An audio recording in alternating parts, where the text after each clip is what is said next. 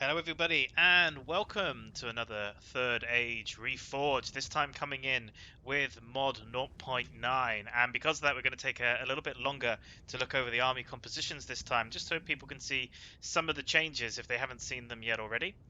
Sorry it's been a little bit of time since the last video. I've just started a new job and it's been taking up a lot of my time.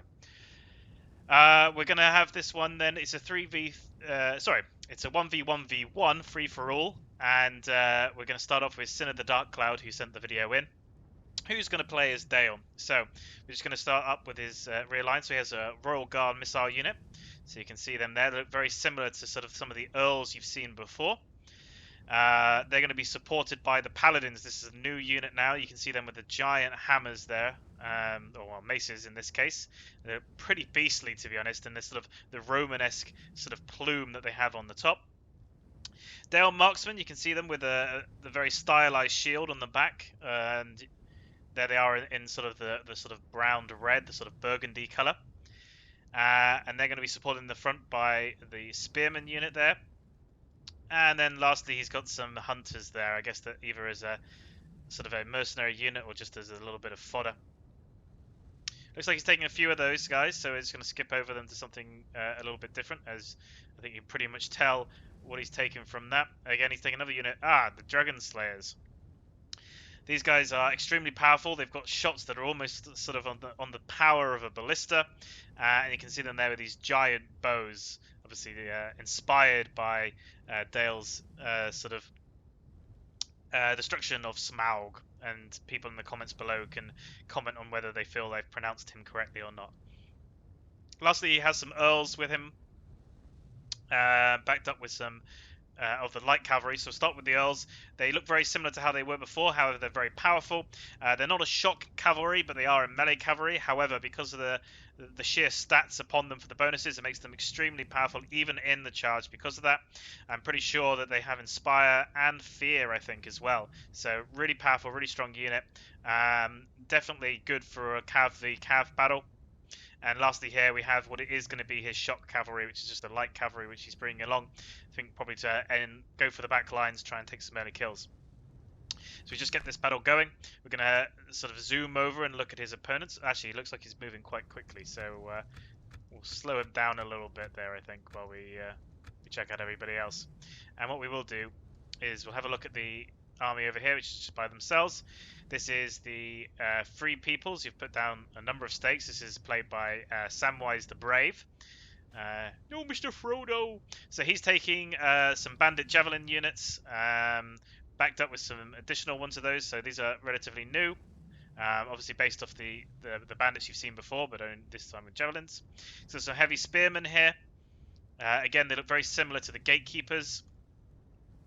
Backed up with the footman, who you all know from previous videos.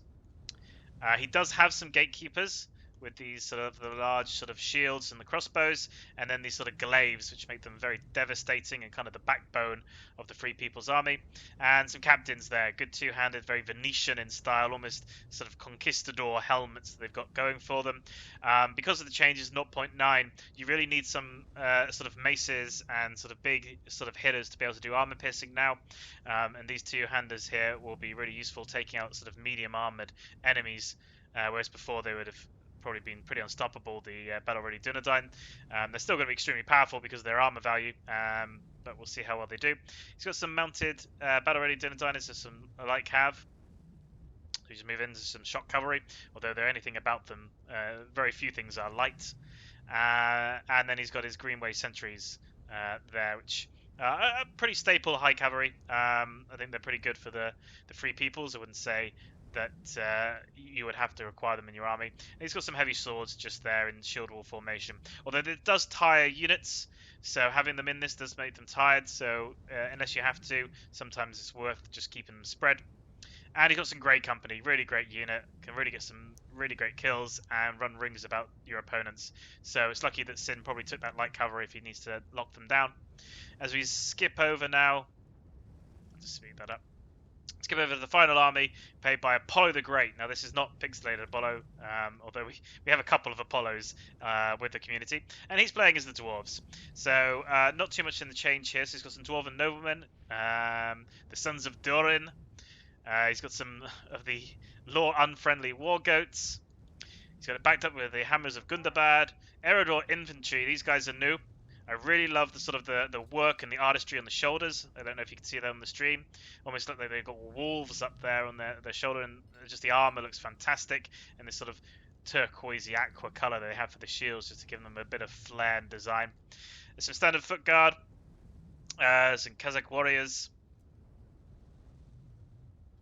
Gazad. Some foot spears. Again, pretty standard in the way that they look, and some orc hunters who I often have a go at in the past, and then they perform well, and then I look like an idiot. We're just going to get this started. It looks like Synn's going to reposition himself either to take on the dwarves, or just because he sees them as his biggest threat, as the dwarves are all angled to him. I guess what he'd be hoping is that maybe the Free Peoples will come in and attack the dwarves in the side. Feel free, if you're making comments, to predict who you think the eventual winner will be.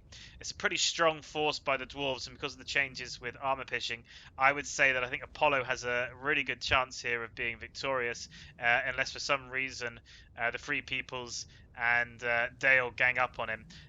What's really going to come into play, I think, for Dale's purposes is going to be those Dragon Slayers. Now, they don't have the most ammunition in the world, but they will be devastating, and against some of the more expensive Dwarven units, I think it will come in handy. I think that the Earls will probably be pretty strong in comparison to the Cavalry, and I think they've got a good chance of taking these guys off the field. Although they have taken the Hammer Guard, which will be able to give them a little bit more of an edge in melee than they have normally with their shock war goats. Although I think really the war goats might get shot down by just the sheer firepower that Dale's bringing in with him, and I think the Orc Hunters will probably struggle in that skirmish. We're just going to speed it up as Synn moves to take this sort of a small dune, really, I suppose, and reforms himself. You will notice that none of these sides do seemingly have any artillery, and if that's the case, then it means that we'll probably see a prolonged skirmish as they kind of eye each other up. Interesting again, he's placing these hunters, which are sort of Javi units, up at the front. I think they're really just going to be a bit of fodder, and I think he just hopes that the dwarves will waste their ammunition on him.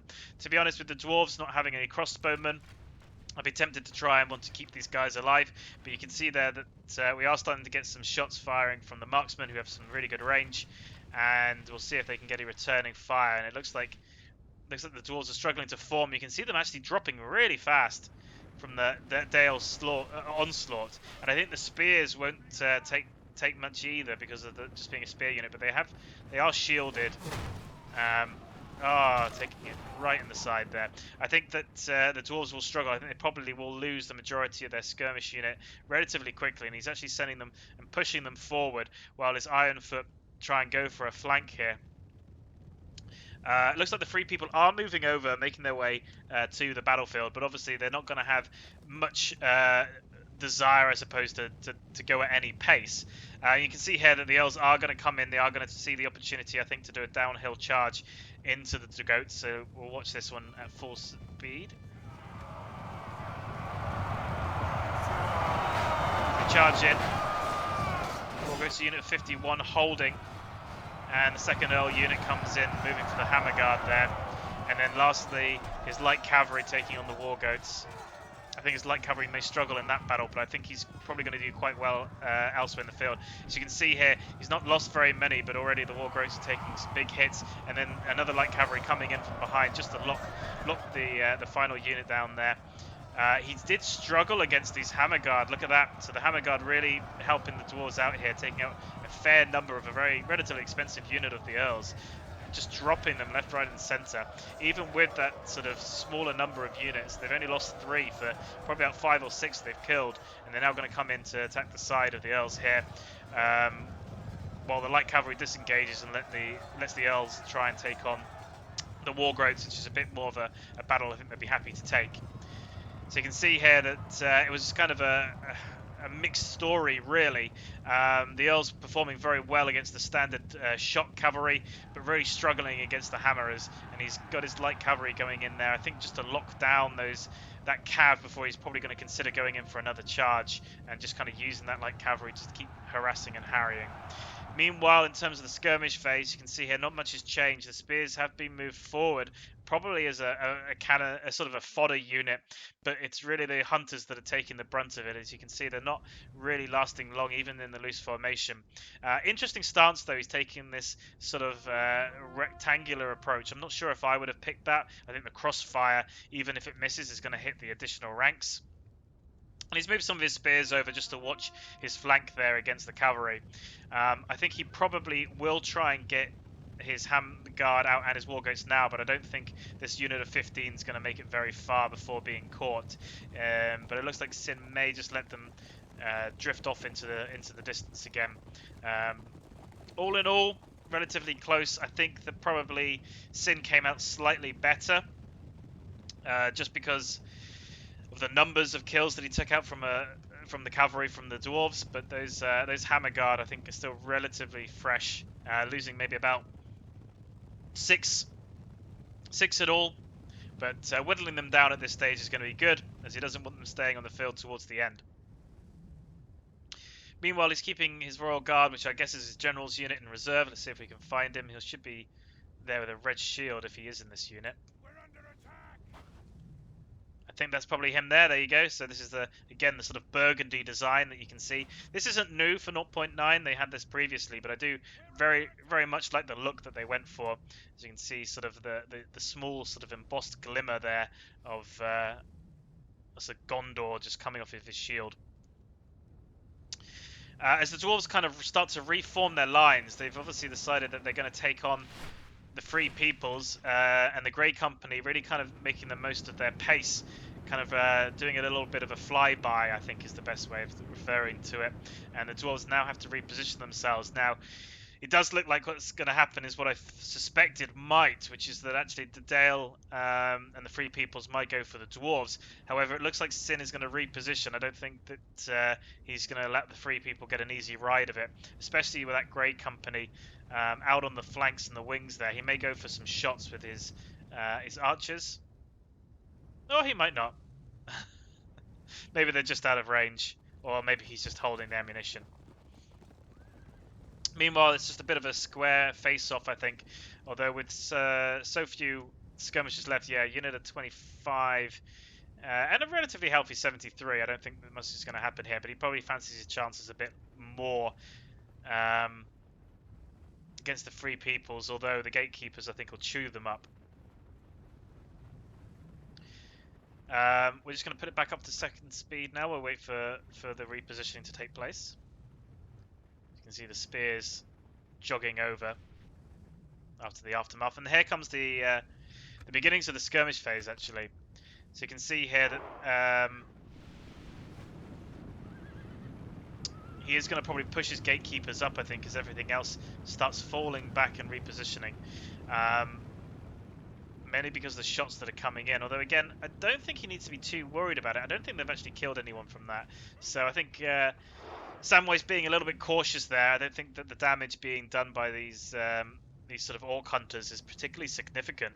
And you can see that they did take quite a few heavy losses, and he's moving his spearmen up just to support them. I guess he's concerned about a cavalry charge there.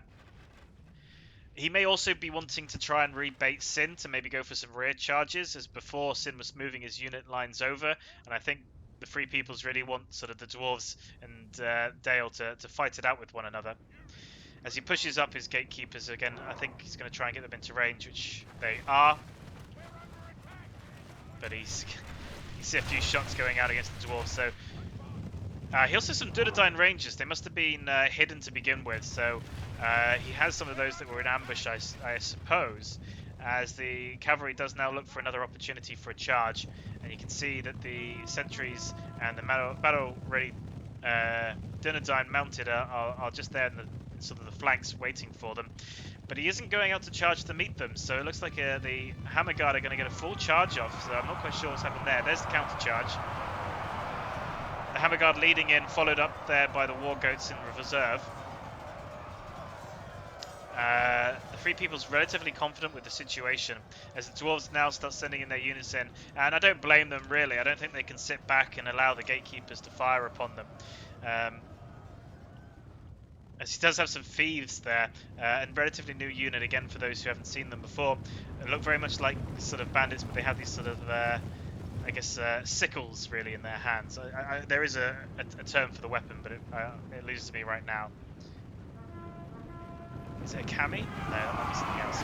And there goes the spears in against the thieves. A great charge in by the dwarves, and they're just dropping them down. I think that these are really kind of an ambushy unit, and I don't think they got their charge off as well as they wanted to. I think they'll struggle against the spears, and I think the spears will probably hold in the long run. You can see here that the cavalry isn't going to allow Apollo to really get away with it as they start sort of locking him in.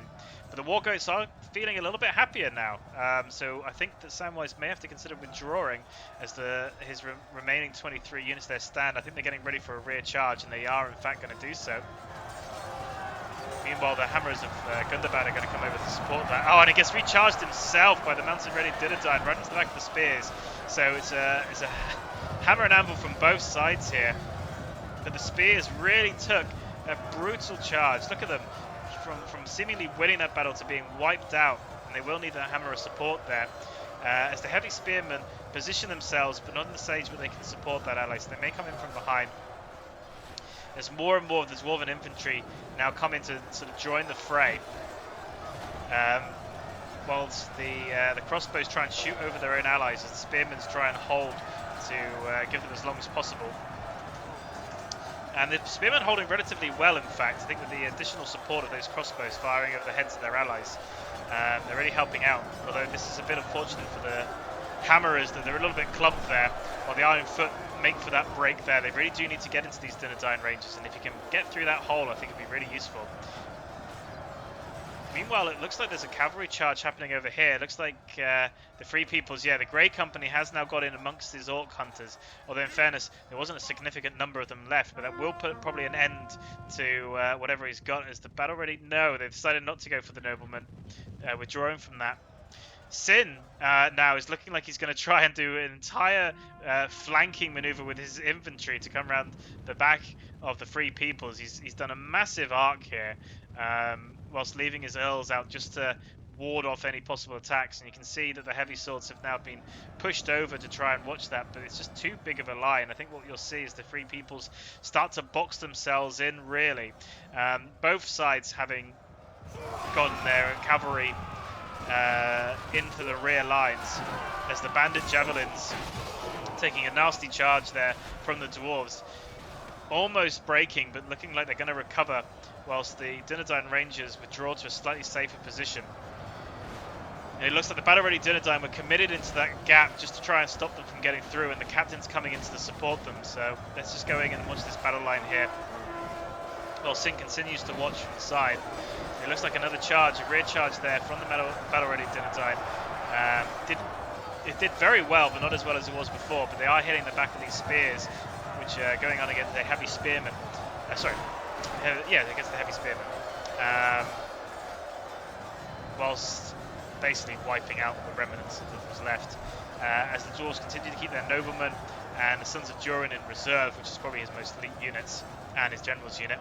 You see the battle line getting a little bit messy as we move along, whilst the heavy swords take on the hammers of Gundabad, and I think they'll be relatively happy with that skirmish. They'll probably win that fight, with the cavalry that remains from the dwarves still going in for some juicy targets. He's going to do a frontal charge into these guys?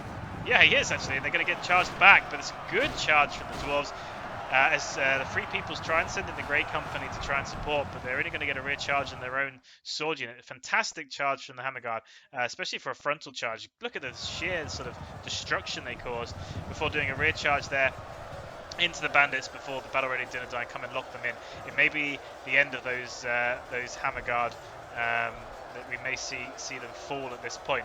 But really strong attack, really great frontal charge into the shield wall there, which is normally braced against such a charge. So it really shows how powerful melee cavalry is now,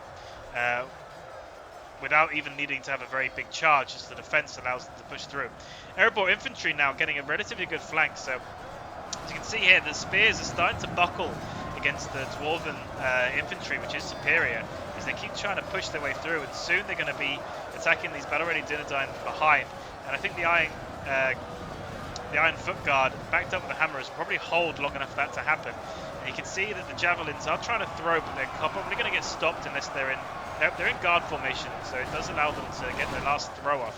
But it does look like they're going to get caught out, as this one unit, I think, is going to keep pushing along, and the gatekeepers now having to be committed to the front lines. As you see, Synn from there with his Dale forces splitting, I think. One blob going off, and he's going to finish off, I think, the rear of the Free Peoples, and the second blob here going to come in for the Dwarves, I suspect. And actually, you can see from the balance of power that Dale so far has come out really well out of this, because the Dwarves and the Free Peoples have seemingly committed themselves so heavy to one another. They must be thinking soon about the possibility that they're going to have to call some sort of truce if they're going to beat Synn, because at this rate the Free Peoples are going to get wiped out, and it's going to be the case of the Dwarves versus Dale, and the Dwarves aren't going to have much left that isn't really tired and really exhausted. You can see the death there of the spears, so they held for some time quite well, but the sheer numbers in the end was able to finish them off with a superior infantry from the Dwarves. Again, they don't have that kind of armor piercing that they would in the previous ones, so it does make them more difficult to really line up your units like you could in the previous patch. And you can see the battle ready Dunedain, which normally would hold for a lot longer, starting to reconsider their position as the Erebor infantry continue their assault through, and you can see that they're starting to break now. It's Unit 29, I think, fighting to the death for the gatekeepers, which is a real shame, as I suspect they probably haven't used up all their ammunition. Synn now coming in with his Earls for rear charges on the Dwarves, so he's going to start felling some of these more expensive units, and he charges them just before the Spearmen now come in. You can see them now sort of closing that gate, really, as they charge in to finish off the Dwarves, or try to anyway, hoping to get them locked in, but I think there's literally no Free Peoples left anymore to keep that gate closed. But he is going to hold them while the Earls escape, and the Barksmen here, you can see them now, they've taken this, again, this sort of dune position where they can sort of start shooting over the top and firing in. Really not much there to contend with them. You can see the Dwarves now are having to commit their Sons of Durin and their nobles, which they were holding in reserve. I don't think they're going to catch these cavalry, though, even if they are quite fast. I think these guys are easily going to sort of avoid that. As you can see, that the Dwarves now heavily committed into these spears, and they're going to try and do what they can, while the Javis now either out of ammunition. No, I think they still do. They have got their axes out though, so maybe they were going to go for a charge but changed their mind. He's going to send in some of his missiles, possibly out of ammunition. I was surprised that they would be out so soon, since they haven't seen that much in terms of combat.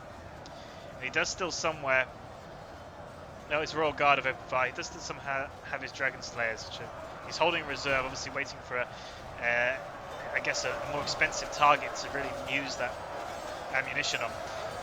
So you can see here the Foot Guard trying to now fight themselves out from this sort of U position that they've ended up finding themselves in. Very sort of Hannibal-esque moment.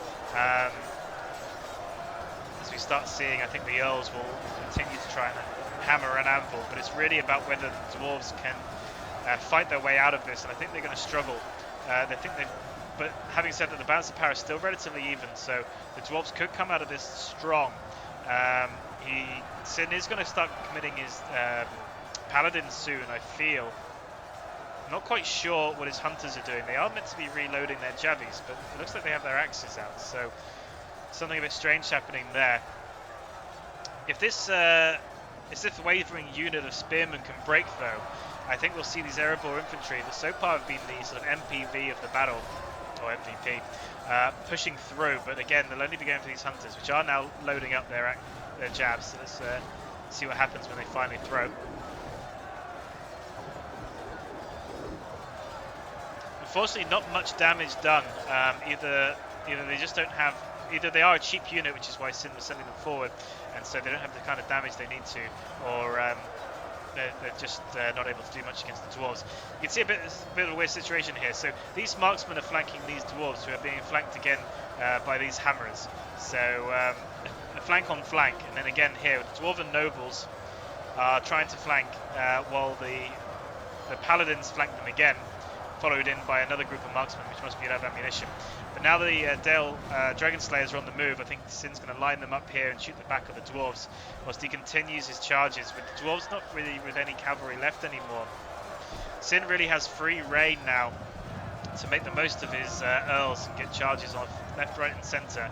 And it looks like the last of the skirmish force of the dwarves really, I mean, they didn't really get a chance to do much. And the Sons of Jorwin are the ones that are taking the brunt of the charges. I mean, Synn I don't think is even going for the Orc Hunters. It's the Sons he's trying to go for. You are up against really just a missile unit, so given enough time, these guys will cut through them with relatively ease. But they do have shields, they do have axes, so they will hold while Synn continues to charge. But they've got 58, and he's going to turn around and face them.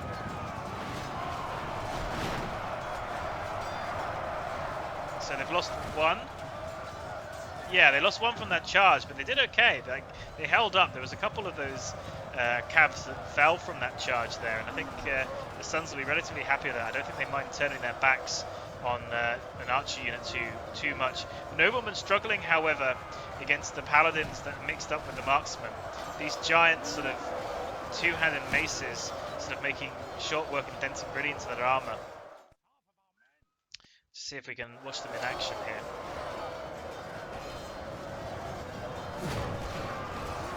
He's going to push them in fact. He's going to try and force them deeper into the fight.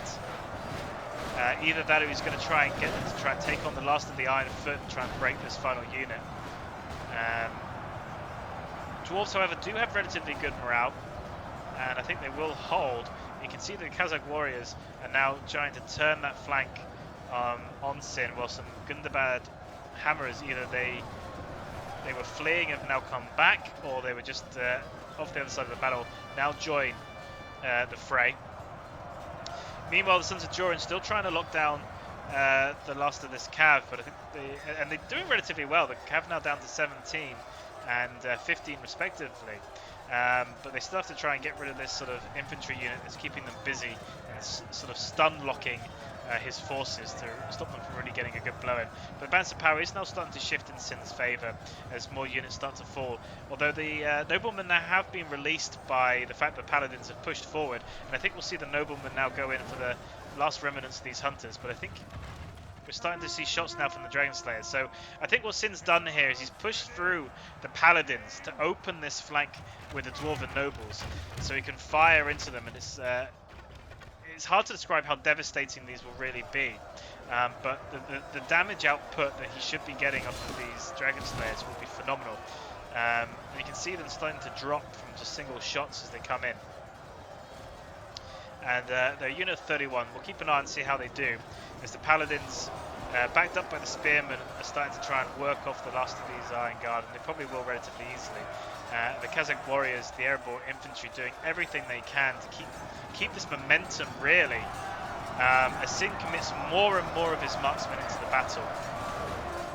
It looks like he's been able to get a small group of his airborne infantry into the back lines here, although I think the spearmen are going to get pushed up. Maybe he can get a flank attack. I think his biggest problem really for the dwarves is the fact that oh no, the Dragon Slayers have now had to be committed against the Sons of Jorwin. I was going to say, I think the biggest problem really for the dwarves is the fact that the cavalry is causing them so many problems, but I'm looking around now and I can't really see too much of Synn's cavalry left. He's got a unit of 9 over there and a unit of 12, so that's the remnants, I guess. They've obviously struggled against the Sons of Jorwin, probably just because the charges haven't been paying off as they'd hoped, and now the Dragon Slayers have been committed. Look at these giant swords. It's like something you'd see from Final Fantasy VII, a bit of a Cloud-esque to them as they come in sort of swinging these things against the hammers. And there goes the first general kill. That's the general of the dwarves there, so destroyed and fallen now by the paladins as another charge comes into the side flank.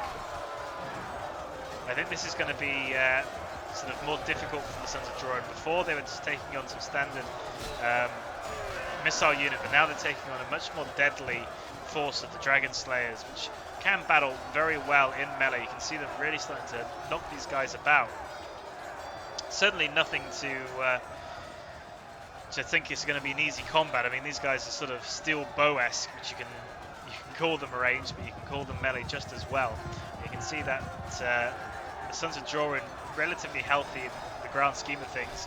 Only moments before, now just down to 2 units. And you can see he sort of looks like he's sneaking around, like dun dun dun dun dun. As you can see, the Blade Master, sort of leader of the force, sort of looking for a kill. I don't know where he's going, to be honest. He's stepping around. We'll leave that there because I think that's coming to a close. And I think we're seeing Synn now mopping up the last of the dwarves. You can see actually the Kazakh warriors that did everything they could now broken. They just couldn't hold on any longer. But this is all that really remains from Synn.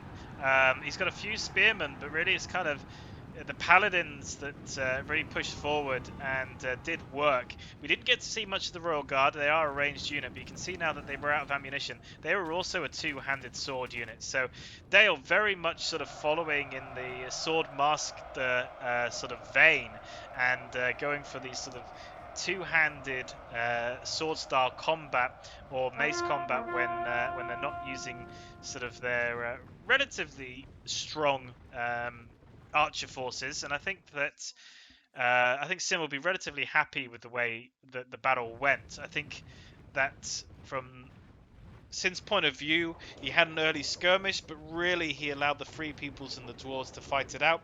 I think it was difficult for the Dwarves. I think they kind of realized they were going to get sandwiched whatever happened, and ironically, it almost feels like the dwarves kind of needed the Free Peoples to hold a little bit longer, so that when Sin broke his forces into two, they would have been able to sort of slow down Sin's advance, and maybe the Free Peoples could have got a few kills on Sin before the end.